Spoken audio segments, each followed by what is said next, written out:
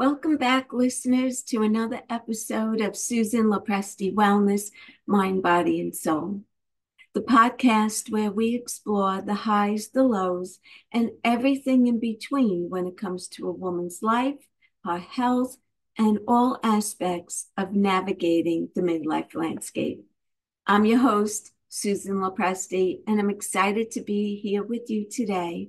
And I want to talk to you about the ultimate guide to taking care of your health. So welcome everyone. And I have so much to share with you today. And I'm just going to jump right in. So health has many different definitions. According to the World Health Organization, health is the state of physical, mental, and social well-being, and not merely the absence of disease. And then the Merriam-Webster, on the other hand, states that health is the condition of a being sound in body, mind, and spirit. The meanings are pretty similar. And what I find interesting is that when we discuss health, we typically only refer to the physical aspects of our health. And because of this, the ultimate guide to take charge of your health, we're going to cover all aspects of health. So who's with me on that? Among the most important discoveries that you will make in your life is finding your purpose. That is the first and foremost thing that I want to talk to you about today. Perhaps some of you have already discovered your purpose, while others are still trying to figure it out and define theirs. Having a clear purpose leads to clear value. This is important because having a purpose guides your life and it helps you to apply the correct processes and actions to reach your goals. Purpose will be unique for everyone, right? What is perfect for you as a purpose will be totally off base for someone else. So don't follow other people. You need to trust your intuition. Here are some questions that you may come up with when you reflect upon your life purpose. Who am I? Where do I belong in this universe? Where do I fit in? When do I feel the ultimate fulfillment in my life? What is it that I'm doing when I truly feel fulfilled? And try using this equation for purpose. And this was developed by Richard Leder. And that is gifts plus passions plus your values equal your purpose. So by defining your gifts, your passions, and your values, your purpose will become crystal clear to you. After identifying your purpose, the next most important aspect of wellness is learning mindfulness. And this is really key. We're all living in a state engrossed in obsessive thoughts about something that just happened or fretting about the future or the past, and it's normal.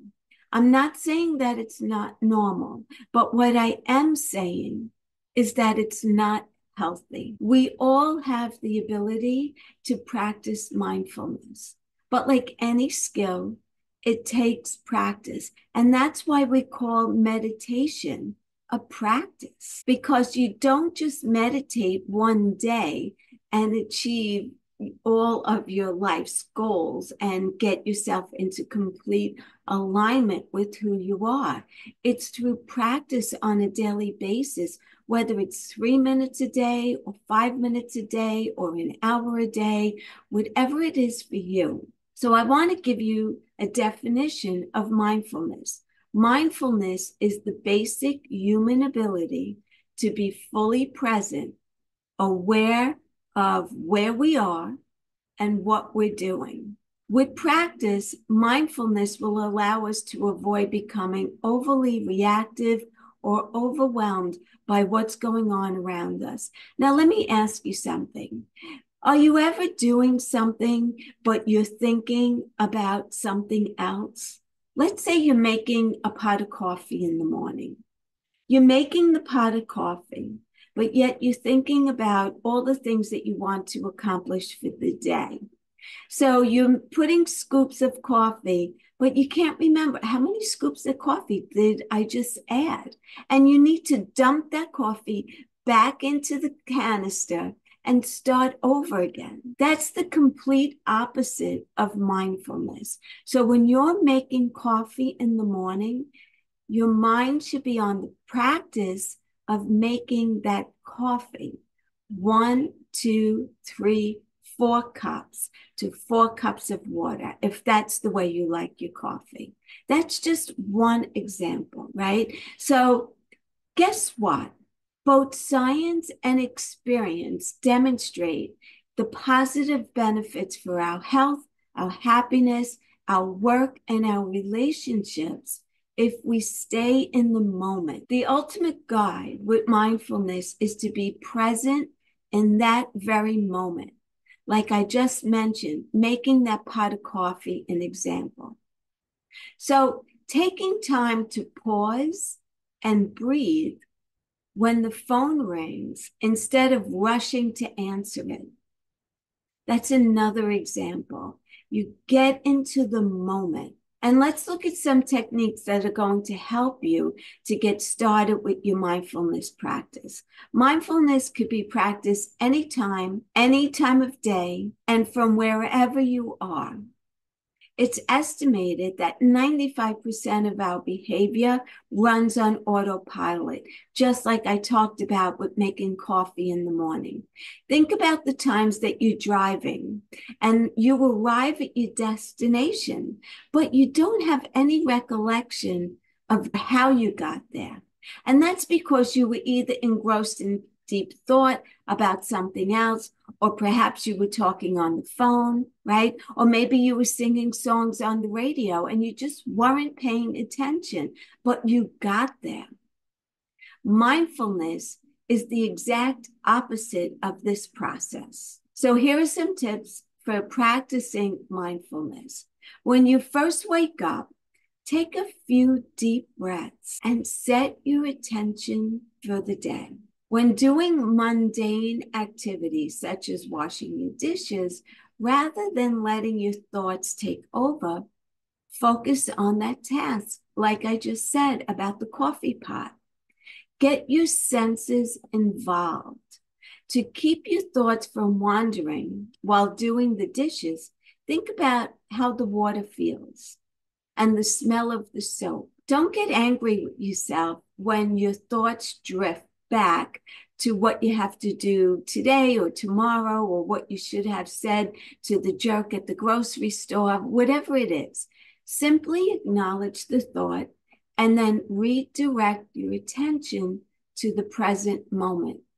It may be helpful to set an alarm on your phone a few times a day as a reminder to take a few minutes to practice mindfulness. The more you practice, like with any practice that you do, the more natural mindfulness will feel, and soon it will happen automatically. And I know that that's a little bit difficult to believe, but it is the truth. It is the truth. Journaling is an excellent tool for health.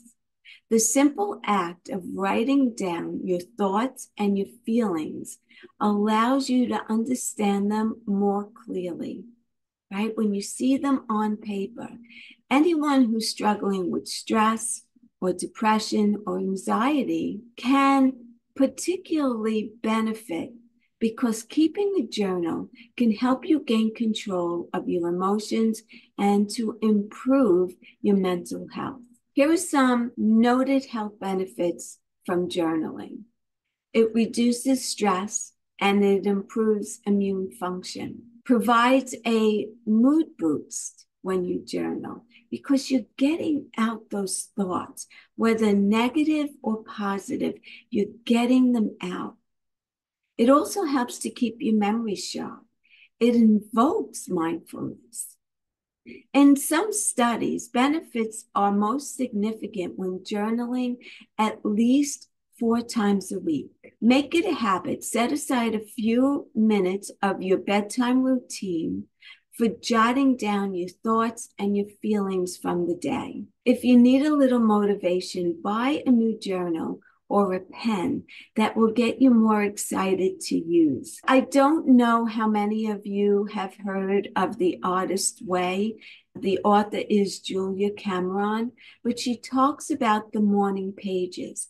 And her suggestion is first thing in the morning, actually before you even get out of bed, to start journaling down your thoughts, how you're feeling from the moment you opened your eyes. And you could get a lot of insight into your thoughts, your patterns, your anxiety, or about the good thoughts that you may be having.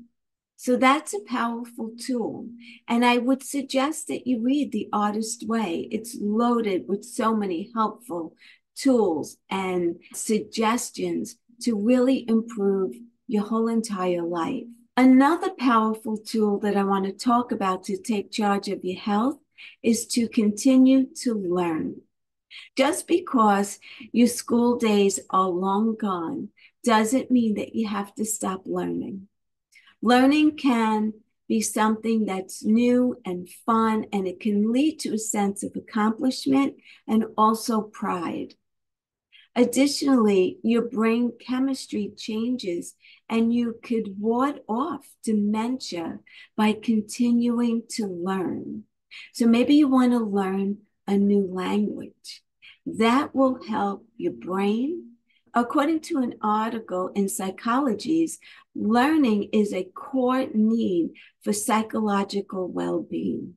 Learning can help us build confidence and a sense of self-efficacy. The best part is you can learn whatever you want. Try learning, like I said, a new language, and then reward yourself with a trip where the language is native. Learn a new hobby, painting, gardening, cycling, you name it, you can learn it. Another option is to join a class or a local class at your library.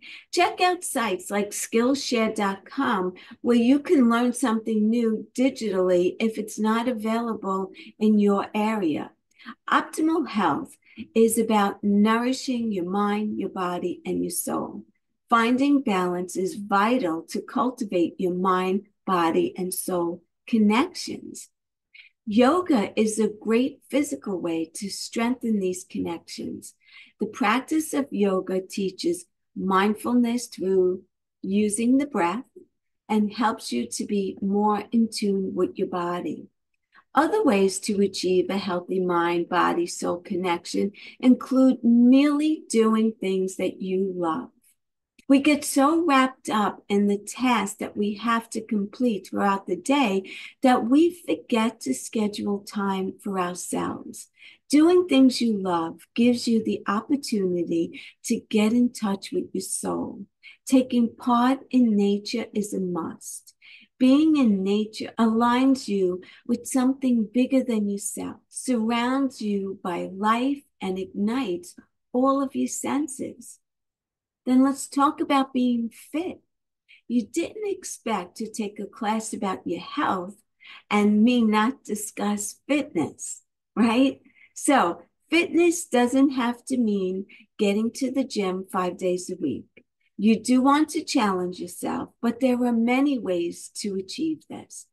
Does anyone currently take part in a physical activity that you enjoy?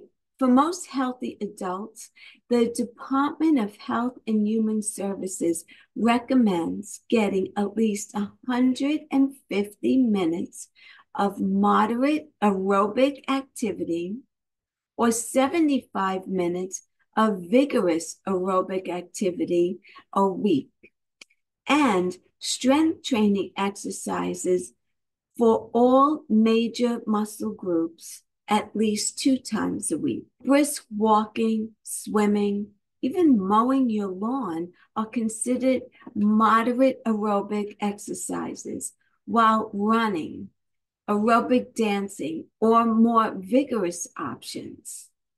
Strength training can include the use of weight machines, your own body weight, resisting tubing, resistant paddles in the water, or activities such as rock climbing if you're inclined to do that. Get creative with your physical activity. Find things that you truly enjoy to do. And also, another great suggestion is to find a friend who enjoys it as well, so that when you're working out, you help to keep each other accountable and also motivated, right? That's really important. Get off your butt, literally. Get off your butt. Let's practice now. Take a moment to stand and move around a little bit. Stretch or march in place. Try a few shoulder rolls. You could just start rolling your back and your neck and continue to do that. Move around side to side, right? Reduce sitting time is essential as well. I recently did a class about the dangers of sitting for prolonged hours a day. The more hours that you sit each day, the higher your risk of metabolic problems, which can impact your health and also your longevity. Even if you achieve the recommended amount of daily physical activity, if you're sitting for long periods of time, you're still at risk. Many health experts equate sitting to smoking regarding adverse health impact, believe it or not. The average adult spends 12 hours a day sitting. Physical inactivity is the fourth leading risk for global mortality. Take this to heart. It's a common misconception that exercise can compensate for too much sitting. This means you must get up and move around regularly. Set an alarm if you need to get up once an hour. If you work at a desk in front of a computer, time gets away from you, especially if you're really engrossed in what it is that you're doing. So setting a timer is so important. I would suggest every 45 minutes. And if you're in your office, when that timer goes off, you should walk around, go to use the lavatory, go to the break room, grab yourself either water or a green tea or a coffee, and walk around again and go back to your desk. This is vital for your health. It's vital for your health. And then I want to just touch on some alternative therapies. Who doesn't enjoy a nice, relaxing massage? I know I'd get one daily if I could. Massage is an excellent form of self-care. Some noted health benefits of massage include stress reduction, lower blood pressure, muscle relaxation, improved circulation and posture, and a stronger immune system. So go ahead and treat yourself to a massage. If you can't afford one once a week, maybe you could afford one once a month. If you can't afford once a month, then do it once every 2 months. Whatever works for you is what you need to do. Another beneficial alternative therapy that I absolutely love is acupuncture. Has anyone tried it? It's a wonderful healing modality. Acupuncture may sound intimidating, but it's anything but that. Acupuncture is also great for relaxation. It can help to relieve any pain that you may have. Anything from allergies to sciatica can be lessened with a few sessions of acupuncture.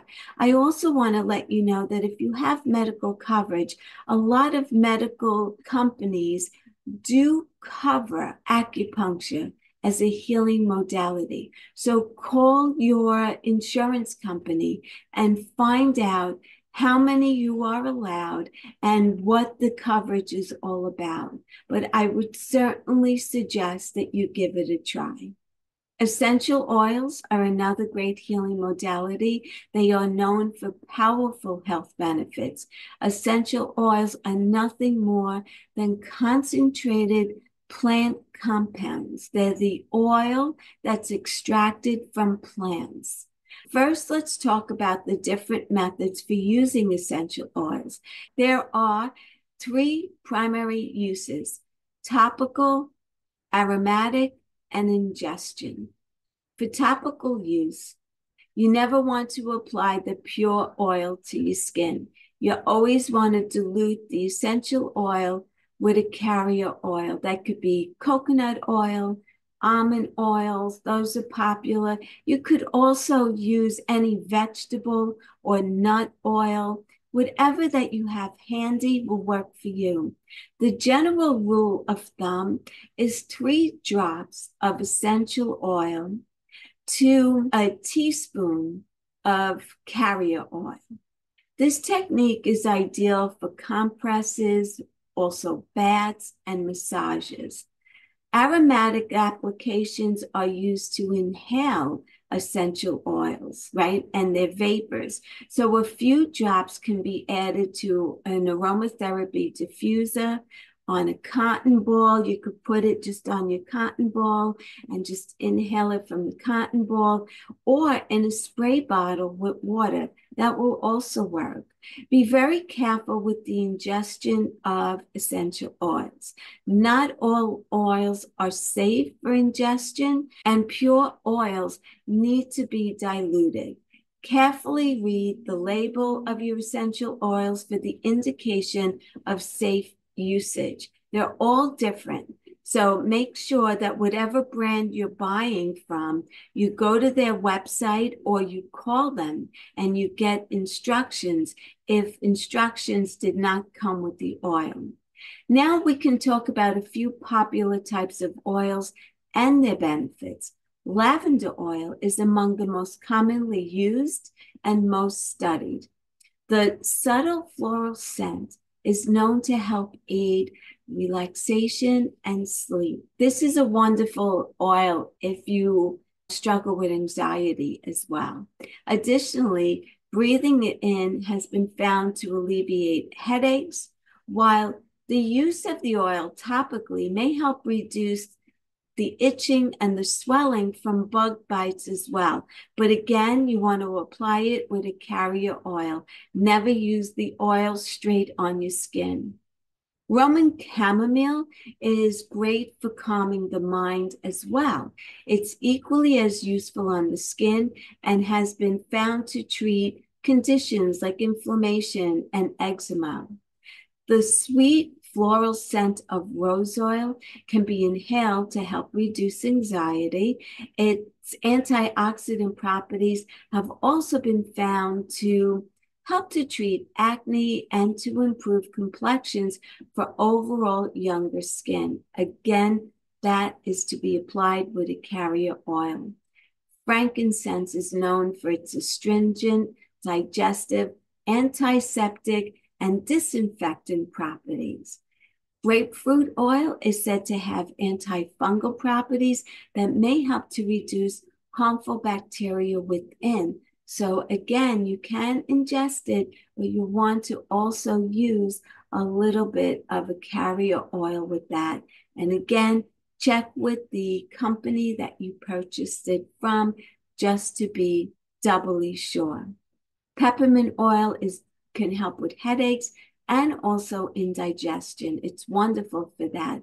Basil oil has been shown to be both antiviral and anti-inflammatory, so it could work as a cold or a flu remedy as well as a muscle relaxer. And I will tell you that during COVID, a lot of people were using basil oil as well as oregano oil to keep their immune system strong, to ward off any kind of opportunity to be getting COVID. So the possibilities are truly endless. Sleep is another essential aspect of health, and this is vital. And I talk a lot about this on my podcast. So there are other episodes that I devoted strictly to sleep. So I'm just going to touch on it here today. First of all, most of us don't get enough sleep. The amount may differ for each of us, but the average person needs 7 to 9 hours a night. I generally get about 7 hours a night of sleep, and that seems to be good for me. But some people may require more, and some people may feel that they could go on 6 hours of sleep. But the general rule here is 7 to 9. So you want to try and stay within that guideline. Not only does getting enough sleep offer a host of benefits, not getting the sleep that you need increases your risk of numerous health conditions. So poor sleep is strongly linked to weight gain.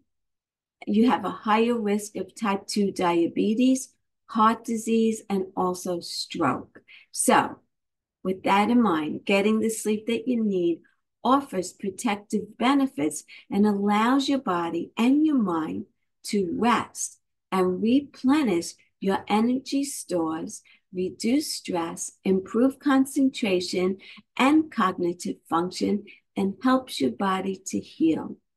Creating a bedtime routine is useful to help signal your body when it's time to begin to wind down. And here are just a few helpful tips for getting good quality sleep. First of all, you want to get to bed at the same time each night, and you want to wake up the same time each morning. Your body gets into this routine. And let's say you set your bedtime for 10 o'clock. You want to start winding down at least 45 minutes ahead of time. So let's get into the whole routine of it. So you go into bed the same time each night, and you're waking up the same time each morning. You want to sleep in a dark, quiet, comfortable environment. You don't want any kind of electronics in there. And your bedroom should be set up for two things, for sleep and sex. That's it. No computers, no stack of bills and your mail. That should not be in your bedroom, right? You want to exercise daily, like I mentioned earlier, but you don't want to do it before bedtime.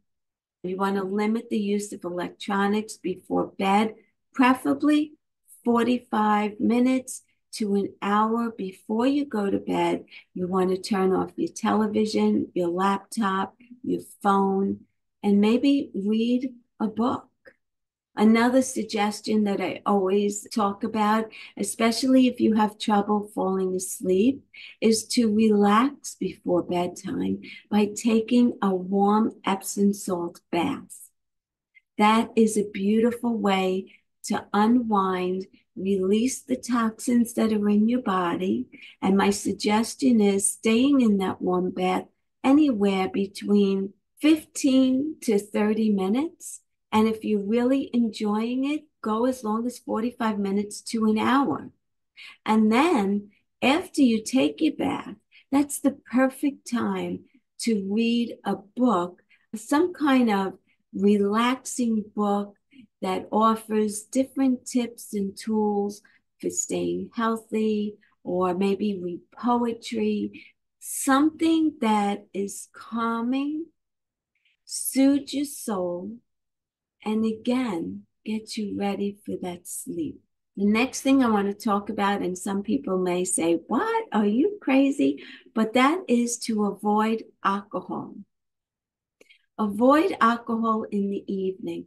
Alcohol is a stimulant, just the way caffeine is. So also avoid caffeine later in the day. For me, I find that if I drink a cup of coffee past 12 o'clock in the afternoon, I could forget about getting a good night's sleep. So depending on your own body and what works best for you, you want to avoid alcohol in the late evening, and you also want to avoid caffeine. This is a no-brainer, and this should be avoid every single day of your life, but avoid nicotine, especially in the evening, because again, that's just, we don't even need to talk about it. You know that nicotine is bad for you, and no one, young, middle age, or old should be smoking nicotine at all.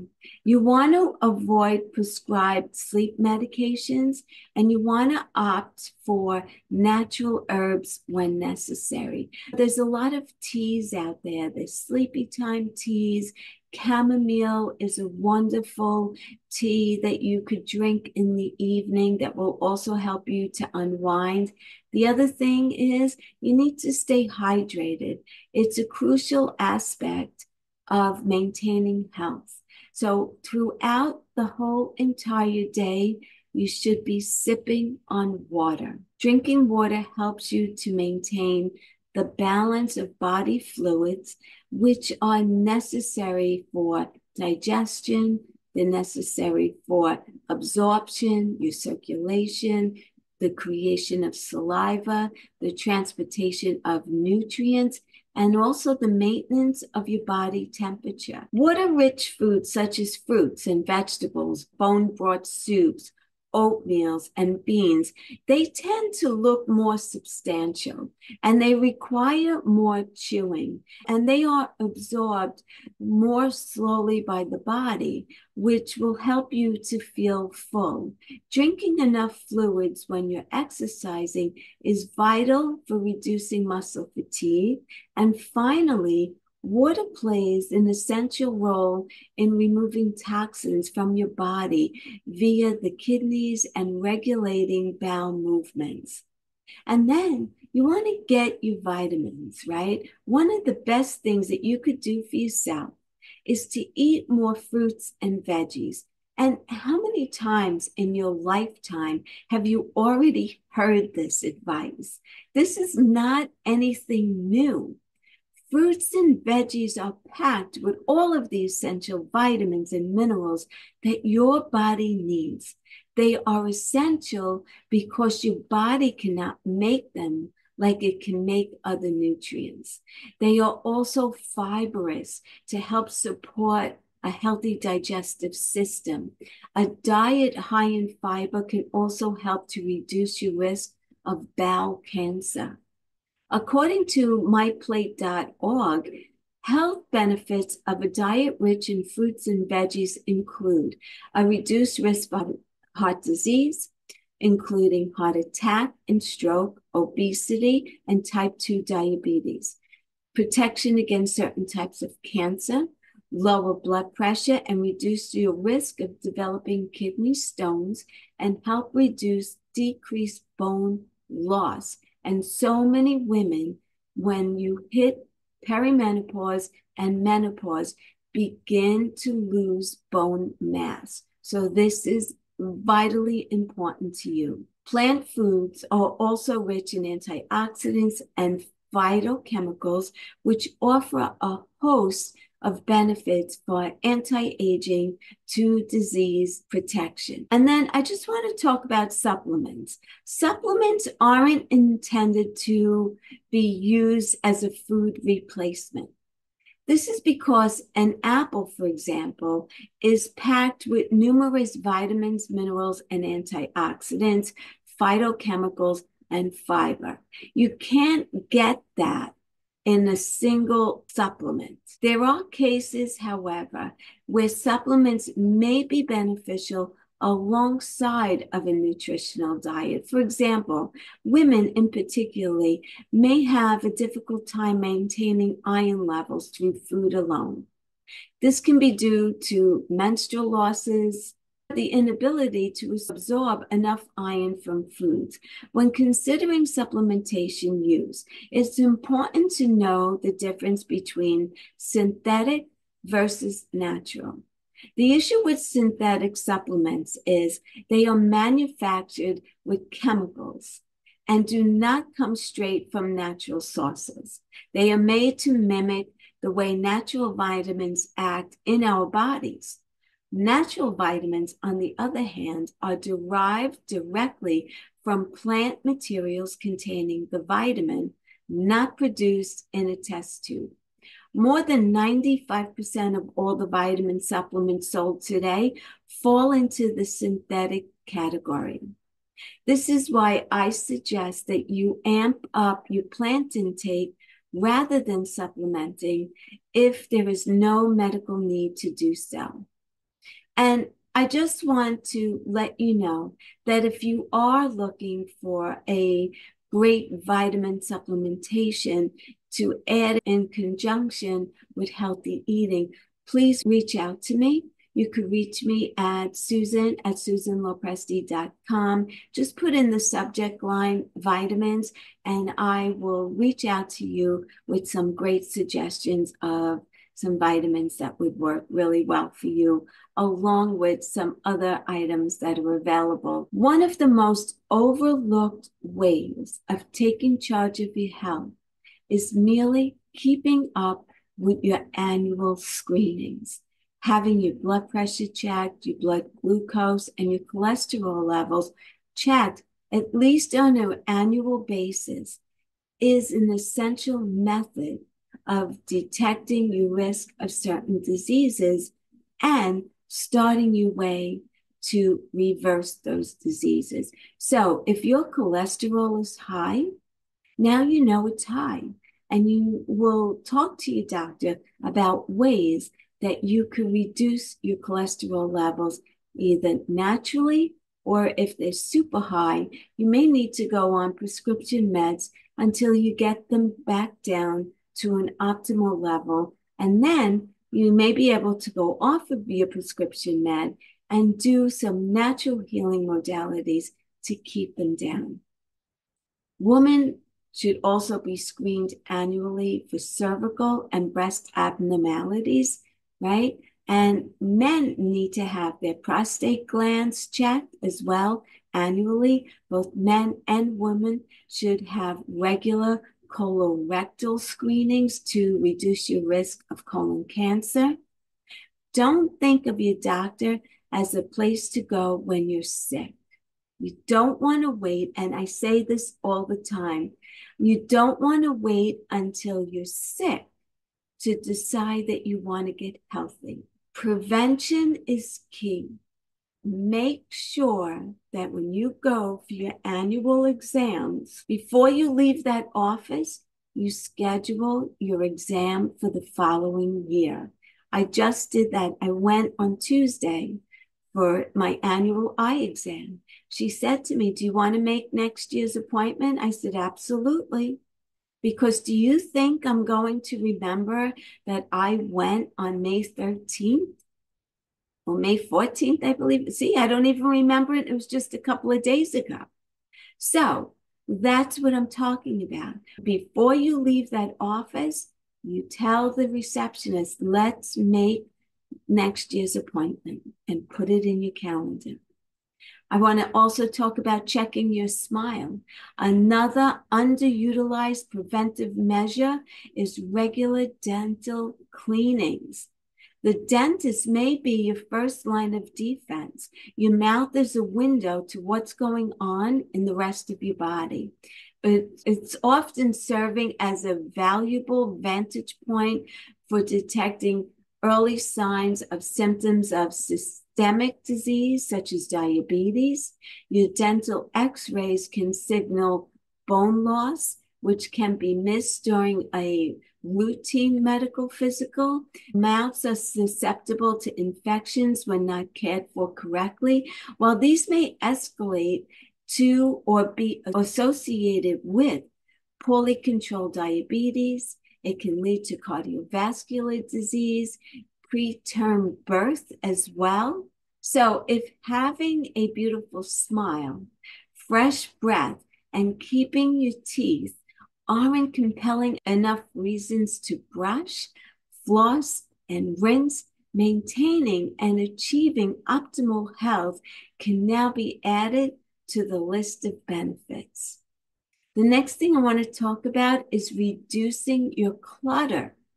You may be wondering how decluttering can have any health benefits. Well, let me tell you, some psychologists are starting to recognize that clutter can have detrimental effects on your mental and your physical health.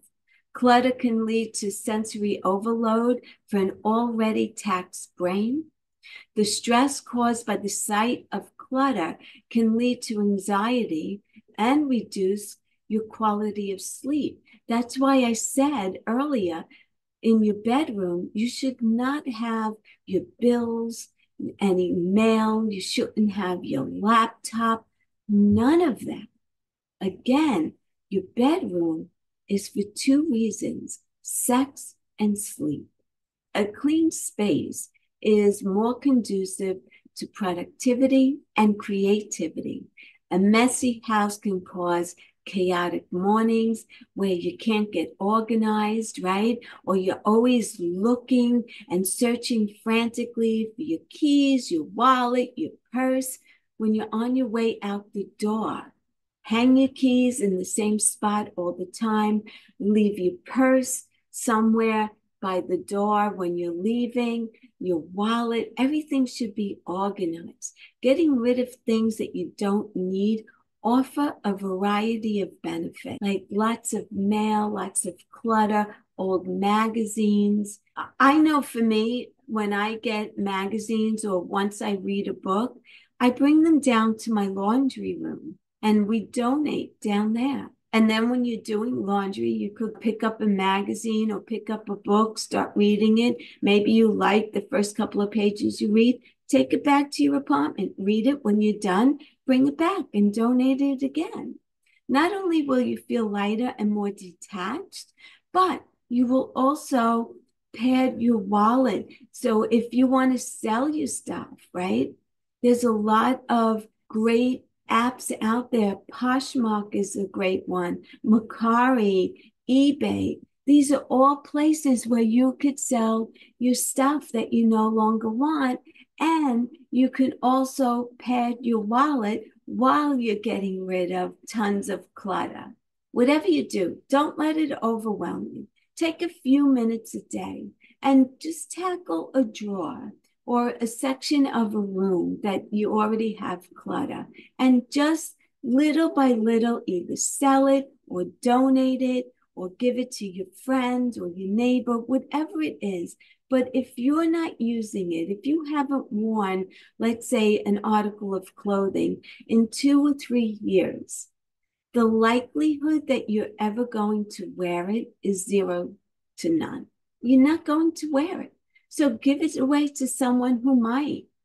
Even if, let's say, you've outgrown clothes, like you've gained 20 pounds or 10 pounds, and the size 6 doesn't fit you any longer. How many pounds would you have to lose in order to wear that size 6 again? And is it still in style? Do you even want it? Get rid of it. The next thing I want to suggest is rewind. I know that I loaded a ton of information on you today. So here's just a quick recap of everything that I discussed today. Set your purpose. Practice mindfulness. Avoid living on autopilot. Start journaling. Expand your knowledge by learning something new. Connect mind, body, and soul. Get fit. Avoid sitting for long periods of time. Treat yourself to a massage or acupressure or acupuncture. Try essential oils. Get more sleep. Stay hydrated. Eat plants. Check your supplements. Keep up with your wellness visits. See your dentist and declutter your space. If you need any help with any of these suggestions, as always, please don't hesitate to reach out to me. You could reach me at susanlopresti.com. You could also go to my website, www.susanlopresti.com. From there, you could schedule a free 30-minute health assessment with me. You're not under any obligation whatsoever to continue. And within 30 minutes, you would be surprised on how much clarity and how much help I can offer you. So until the next time, Thank you again for listening. Please be sure to subscribe to my channel so next time that I deliver another episode, you will be notified and you can jump right on and learn more ways to stay healthy and just enjoy this wonderful time in your life. Again, thank you for listening. Have a great day, and I'll see you here again soon.